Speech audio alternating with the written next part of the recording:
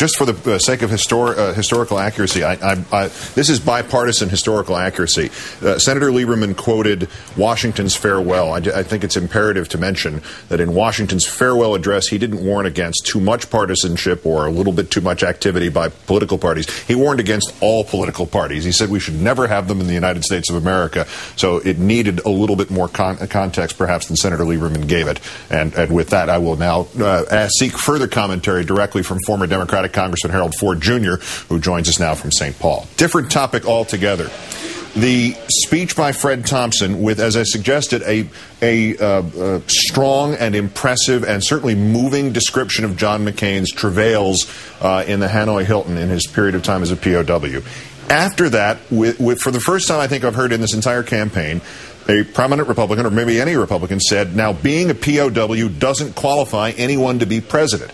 As refreshing as that caveat might have been, purely politically, did Fred Thompson wind up with, in this speech, handing the Democrats a line to stick in an ad, or is it something that's just going to go into the ether? I think two things. First off, the Republicans had a good night.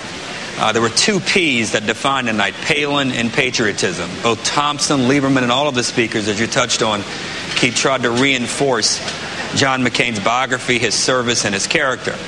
If you listen to all of this, though, you could easily forget that we're undergoing the most lackluster economic period of activity in this country in the last 75 years, that America's standing has been reduced dramatically across the globe, and we have found ourselves culprits to weakening international organizations who have tried hard to help over the last several decades not only strengthen America but make the world safer.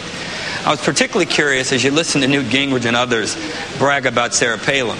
The American people will decide if they're comfortable with her, confident in her leadership, whether or not she can serve. But if you listen to Newt Gingrich and Joe Lieberman and Fred Thompson, their definition of her experience, you would assume that Sarah Palin is more qualified than even John McCain to be president, because John McCain has never served as an executive. He's never made executive decisions, and all he's done is written and talked as well. So in all of their exuberance to express her qualifications, they should step back a moment and realize that McCain is at the top of the ticket. If you're Barack Obama tonight, you can take some solace, largely because the Republicans have tried their hardest to turn their convention into a Veterans of Foreign Wars hall. I respect, adore, and admire every veteran because they paved the way for me. But the reality is, what Barack Obama and his team will have to focus on now is the economy. Remind Americans where we've been the last 8 years. Remind Americans where he seeks to take us. Because at no time tonight that any of the major speakers of the evening, as eloquent, as powerful, and compelling as they were, speak about what has transpired in this country over the last 8 years. $2.5 trillion of lost wealth and homes, high unemployment rates, the fact that more Americans are without health insurance.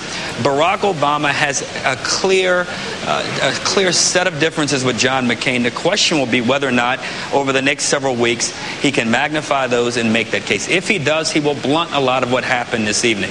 But you have to give them an A tonight in effort and a B+ tonight in their execution.